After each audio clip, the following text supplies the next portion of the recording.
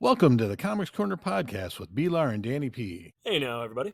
We've reached issue 21, and I must say that it's a pleasure to bring this podcast to you weekly, and we hope you're enjoying it too. This week, as Danny P continues to do his best to deal with shipping issues, we're going to talk about what we've been reading and what we're looking forward to. Let's dive into the wave of the 80s and 90s cartoons that are transitioning into comic books, as well as our new ones for the week of January 15th.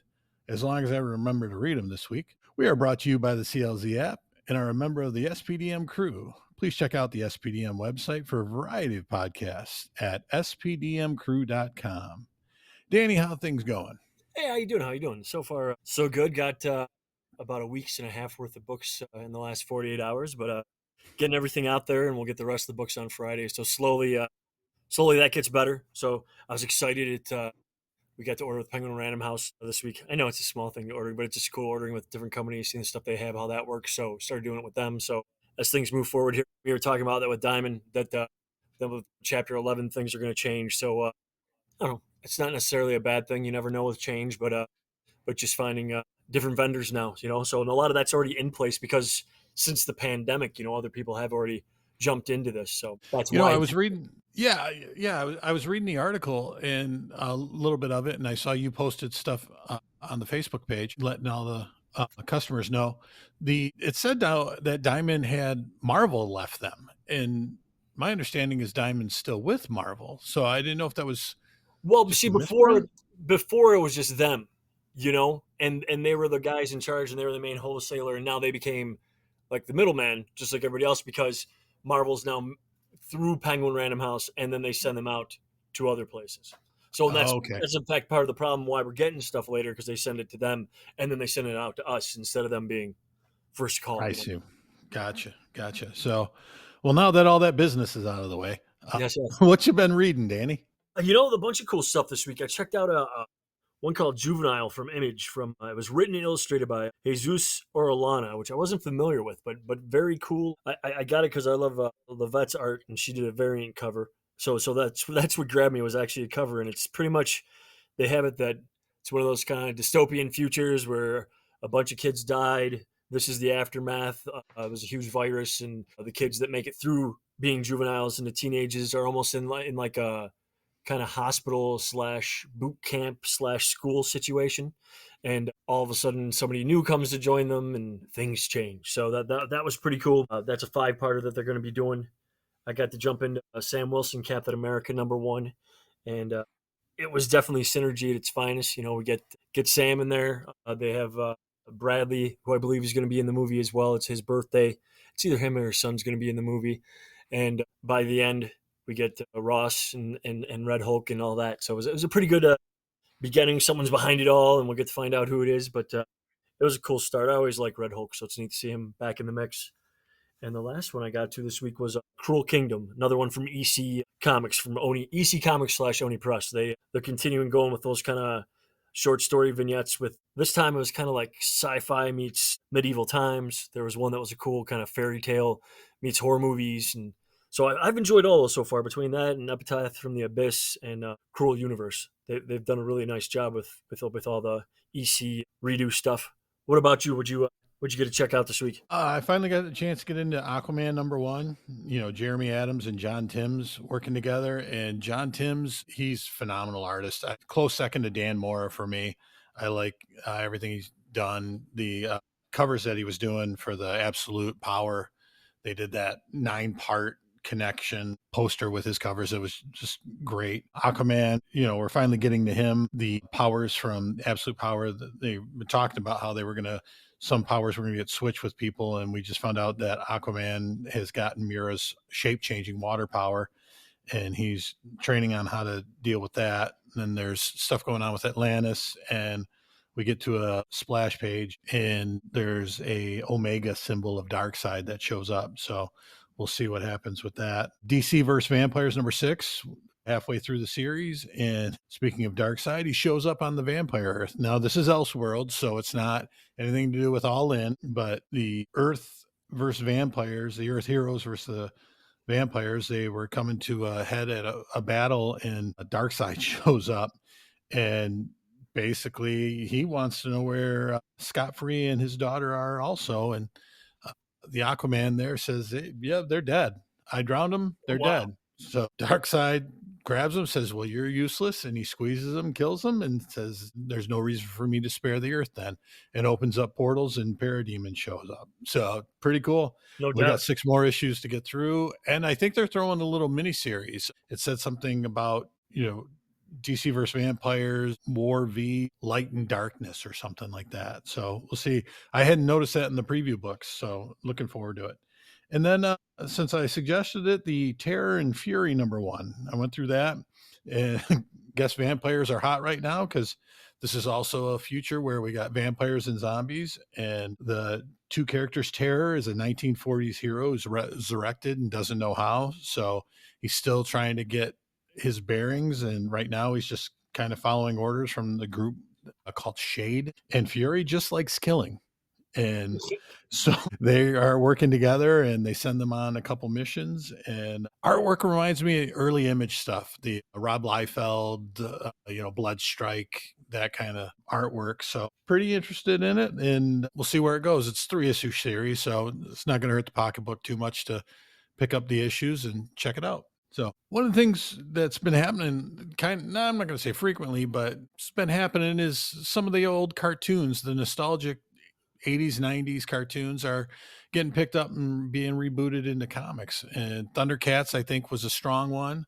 that's been going recently. G.I. Joe is getting redone, the Joshua Williamson, and then Transformers, Void Rivals. We've got Silverhawks coming out. Sectars is issue 3, should be supposed to be coming out this week. At least I'm recommending it. It's one of my picks that I'm looking forward to. Danny, is this something you see frequently, like recycling, or is this just it's happening right now because They've gotten bigger with the covers, I think that's the biggest difference. They've always had, either some of the Mad Balls or Garbage Pail Kids or, all those kind of the 80s stuff. Elf has bounced around and also like Masters of the Universe has probably had so many different series through the years right? bouncing between Marvel and DC, Image, and they're at Dark Horse now.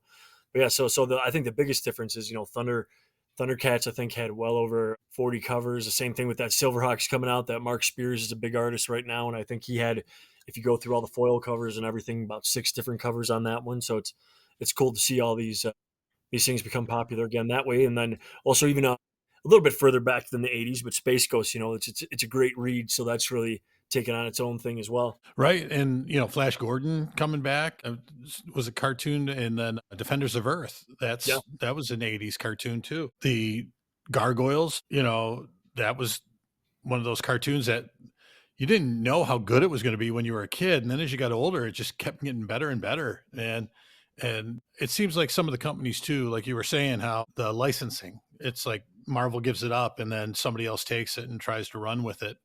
And sometimes that's good, sometimes it's bad. And GI Joe, I mean, they're keeping the numbers going on the American Hero stories, and I think they're at 312, but they've bounced around from Dark Horse to IDW and now to Image. So it's just when you get a story and characters that you can keep coming, they bring in new writers, or like Larry Hama has done GI Joe, but they're able to bring back these guys and create some new stories and some twists.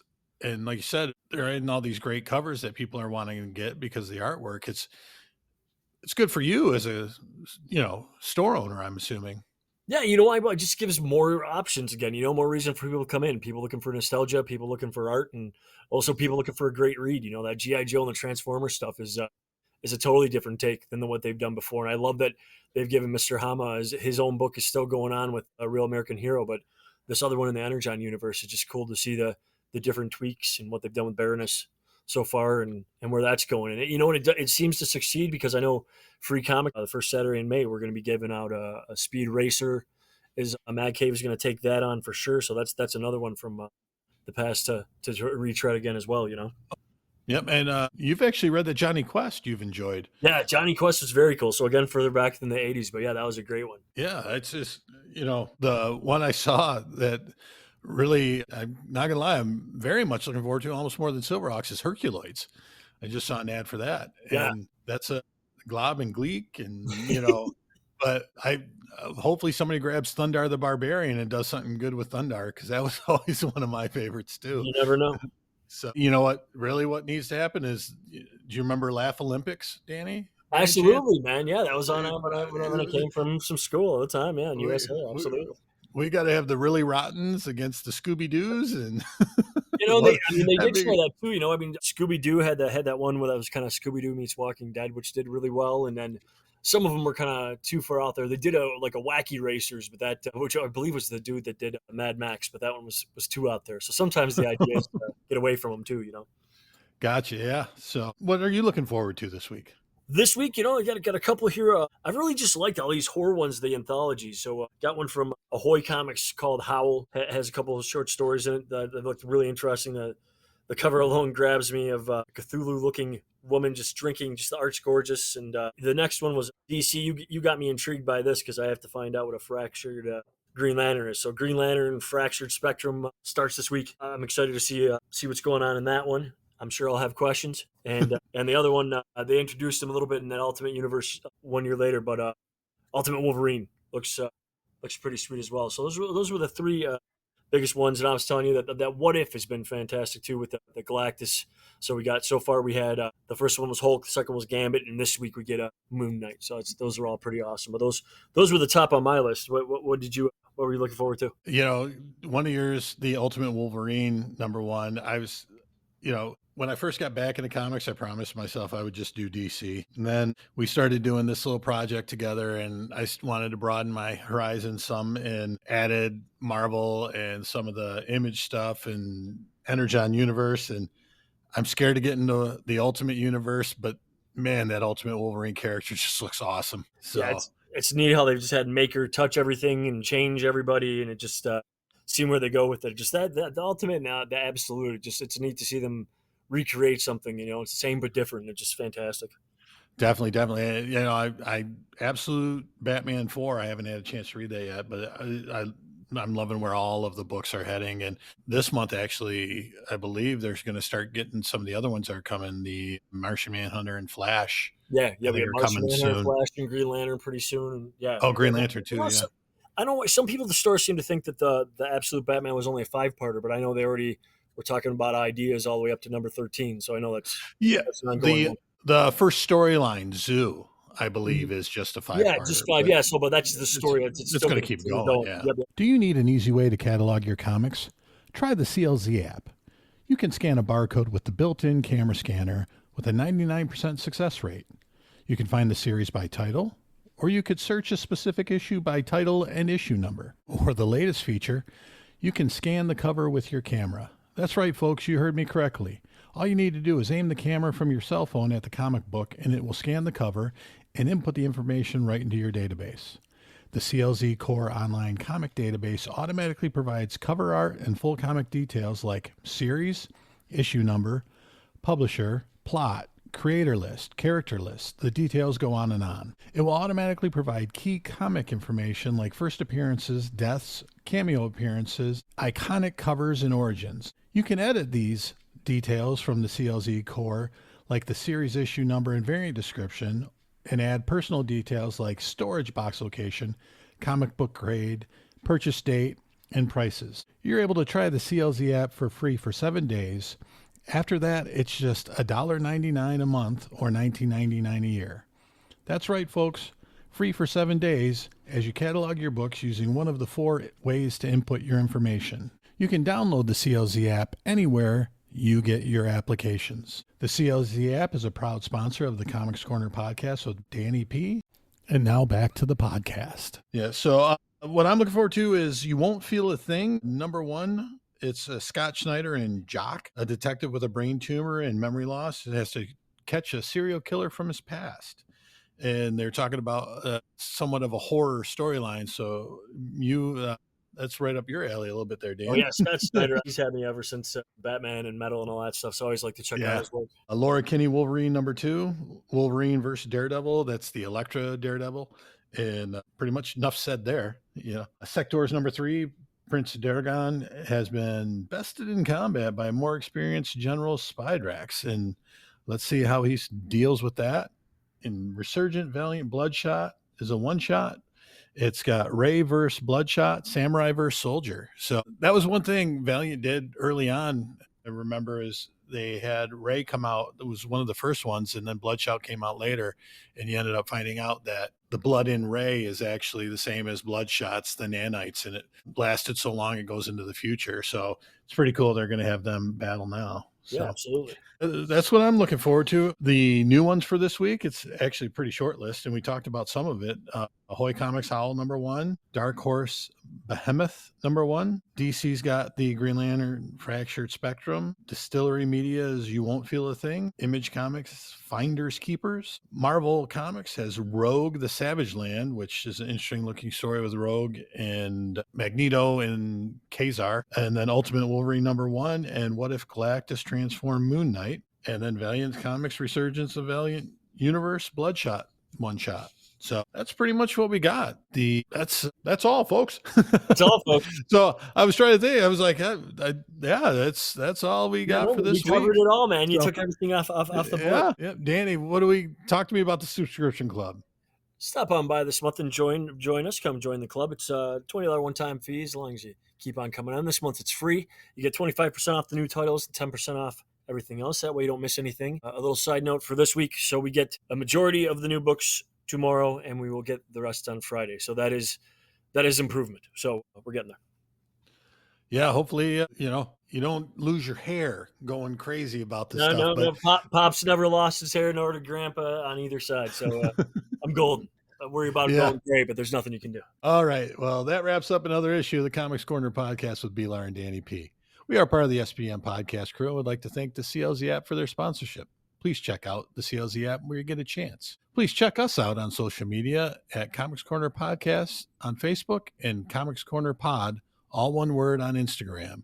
And as always, comics is with an X. Thanks for listening and have a great week. Read well, everybody.